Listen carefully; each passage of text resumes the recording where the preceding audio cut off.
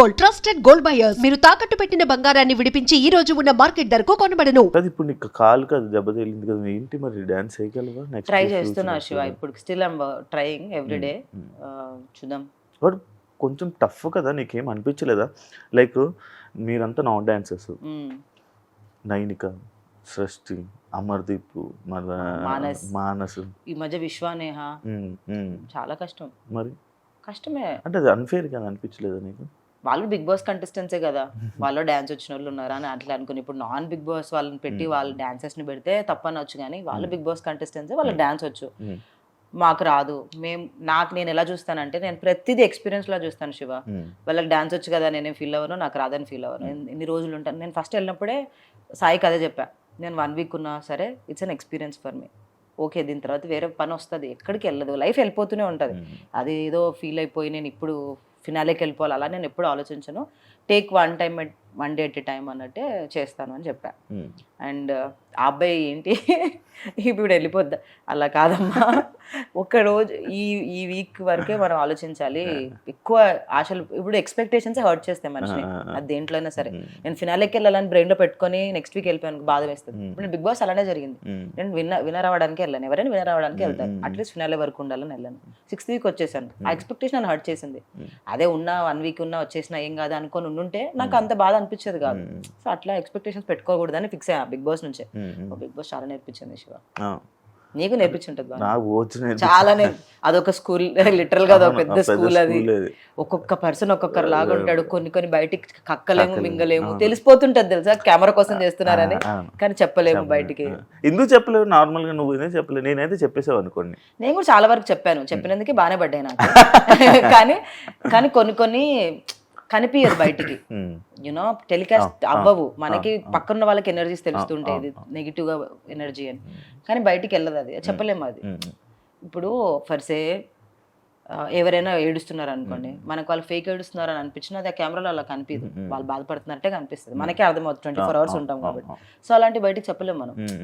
It be it's okay, ఎవరి కర్మ అల్లనట్టు వదిలేయాలి, కానీ దాన్ని వెళ్ళి స్ట్రెస్ చేసి ఇది అప్పుడు ఎలా అవుతుంది తెలుసా, పాపం వాడిని పట్టుకొని పీడిస్తున్నారు ఇల్లు అని అంటారు జనాలు. ఎలా అంటే ఒక 10 మంది వాళ్ళని తప్పు అని అంటున్నారు అని అంటే వాళ్ళ మీద సింపతి వస్తుంది తప్పితే, 10 మంది అంటున్నారు కాబట్టి వాడు తప్పు అని రాదు.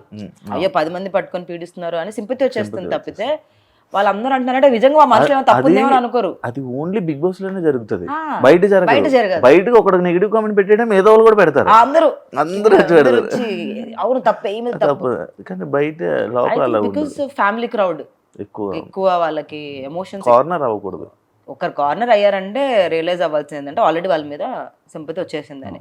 కానీ వాళ్ళు కార్నర్ అవుతున్నారంటే నిజంగా ఆ 14 మందికి ఆ 15 మందికి తెలుస్తుంది what ever is wrong with them అని చెప్పి, కానీ అది బయటికి అర్థం కాదు. టాటూ ఉందని డిస్టర్బ్ చేస్తుంది ఏంటది? పెద్ద మీనింగ్ ఈ టాటూకి. This is infinity. Recent 1 month అవుతుందా ఏంటది? సూర్యుడు. So I'll tell you, this is infinity, number 8, season 8. My bhagyank is 8, numerology 8. 8 చాలా universal infinity is తెలుసు కదా, infinity and 8. నేను season 8 కి వెళ్ళాను. So 8 is a very beautiful number for me. చాలా జరిగాయి నా లైఫ్ లో 8 నెంబర్ రోజు. అంటే చాలా లెసన్స్ నేర్చుకోవడం, రిలేషనల్స్, బ్రేకప్స్ ఆర్ బ్రేకప్సే మాట్లాడదాం తర్వాత. బ్రేకప్సే వెయిట్ చేస్తాడు శివ. తర్వాత నా స్పిరిచువాలిటీ, నేను అంత స్పిరిచువల్ పర్సన్ కాదు, బట్ సడన్ గా బృందావన్కి వెళ్ళినప్పుడు స్పిరిచువాలిటీ స్టార్ట్ అయింది నాకు. So it started with Krishna. Ultimate is of course అందరికీ శివుడే, not you Shiva, lord Shiva. Universe balance sun and yin and yang theory తెలుసా మీకు? So sun is man, moon is woman. It's a balance nature కి. సన్న అబ్బాయి, moon is అమ్మాయి. నిజమే అది రియల్. అంటే అఫ్ కోర్స్ నేచర్, మనమంతా నేచరే కదా. సో అఫ్ కోర్స్ మూన్ ఒక పిల్లలు ఎవరు? స్టార్స్ ఏమో, నువ్వు ఒకటి. సో ఆ బ్యాలెన్స్ మెయింటైన్ చేయాలని నేను ఎప్పుడు సింగిల్ గా ఉండిపోతానేమో అని లాస్ట్ ఇయర్ అనుకున్నాను అనమాట. ఎందుకు పెళ్ళి అని, I think I'm born to be single, it's okay if I don't find అని. But recently when I got into connected to Linga Bhairavi recent టైమ్స్లో.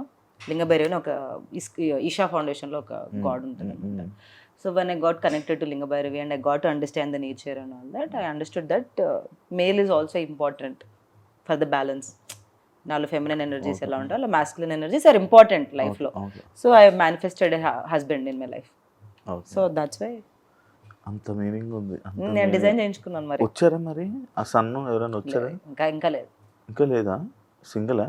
బ్రేకప్స్ ఏంటి? ఎన్ని బ్రేకప్లు? ఎన్ని కాదు బ్రేకప్స్ అనను. అనేసి ఆల్రెడీ అదే బ్రేకప్స్ అంటే మెయిన్ వన్ ఇంపార్టెంట్ బ్రేకప్ అందరికీ తెలిసిందే, అది already I told in Bigg Boss. But తర్వాత మాటల స్టేజ్ వరకు వెళ్ళి కూడా వర్కౌట్ అవ్వలేదు, అంటే రిలేషన్షిప్ వరకు కూడా వెళ్ళలేదు. ఎవరైనా చాలా రేర్గా థాట్ ప్రాసెస్ మ్యాచ్ అవుతుంది, ఆ థాట్ ప్రాసెస్ మ్యాచ్ అయినప్పుడు కూడా కొన్ని వర్కౌట్ అవ్వవు. ఏం చూస్తావు నార్మల్గా అబ్బాయిలు? వైబ్. నా వైబ్ ఎలా ఉంది? లైఫ్ స్టైల్ మంచి బెదిరిస్తున్నాడు కదా శివ, మంచి చెప్పు అని నా expression. Good vibe. Shiva is a nice man. So మంచోడు శివ. బట్ ఒక పార్ట్నర్ కి చాలా విషయాలు. ఎందుకు పనికిరావు పార్ట్నర్ కి?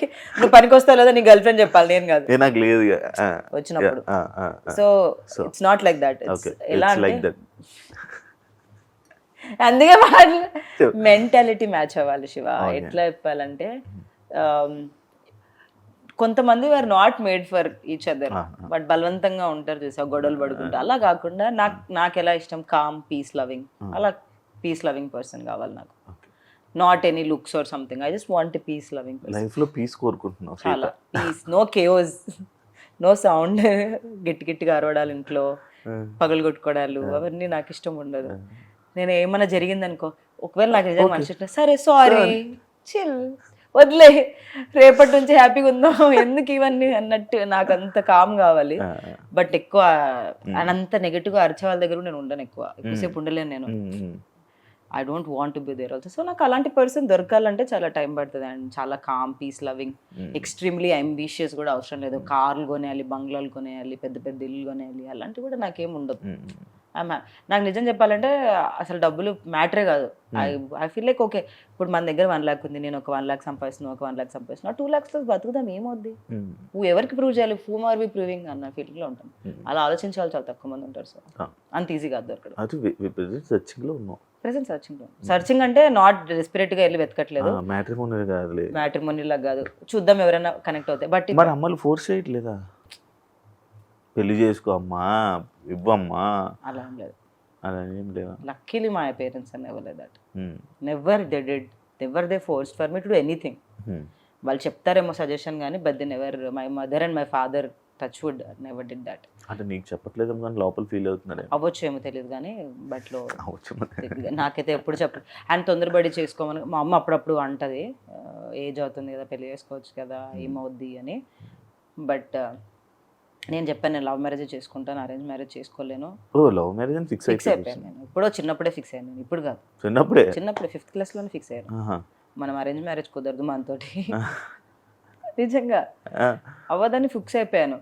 దేవుడు నాకు అరేంజ్ మ్యారేజ్ రాస్తాడో లేదో నాకు తెలియదు కానీ, నేనైతే ఎప్పుడు అరేంజ్ మ్యారేజ్ చేసుకోవాలనుకోలేదు, ఇప్పుడు లవ్ మ్యారేజ్ చేసుకోవాలనుకున్నాను. కానీ చాలా పాస్ట్ ట్రామాస్ ఉంటాయి కదా చిన్నప్పటి నుంచి, అవి నా రిలేషన్షిప్లో రిఫ్లెక్ట్ అయ్యాయి. సో అవన్నీ నిన్న వరకు చేసుకుంటూ ఉన్నాను నేను. ఇప్పుడు మెడిటేషన్ అవన్నీ హీల్ చేసుకుంటూ.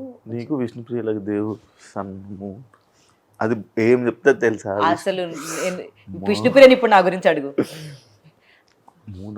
పీస్ ఆఫ్ కోర్స్ నేను కూడా అంతే. ఇప్పుడా? ఇప్పుడు ఏంటి అంత? That is true. మూడో కన్ను ఓపెన్ అవుతుందా మీకు? మూడో కన్ను, థర్డే చక్ర అంటారు, చక్రాలు ఉంటాయి కదా మన బాడీలో. సో ఆ అలా కాదు, we are all made up of chakras కదా, ఆ చక్రాస్ యాక్టివేట్ అయితే థర్డ్ ఐ చక్ర యాక్టివేట్ అవ్వాలంటే అంత ఈజీ కాదు, ఇట్స్ వెరీ హార్డ్. విష్ణుకి ఓపెన్ అయిందా third chakra? I don't know about that. మీరు స్పిరిచువల్ కోసం ఎక్కువ మాట్లాడుకుంటారా విష్ణుప్రియ? నేను విష్ణు ఎక్కువ మాట్లాడుకుంటాను. ఏం మాట్లాడతారు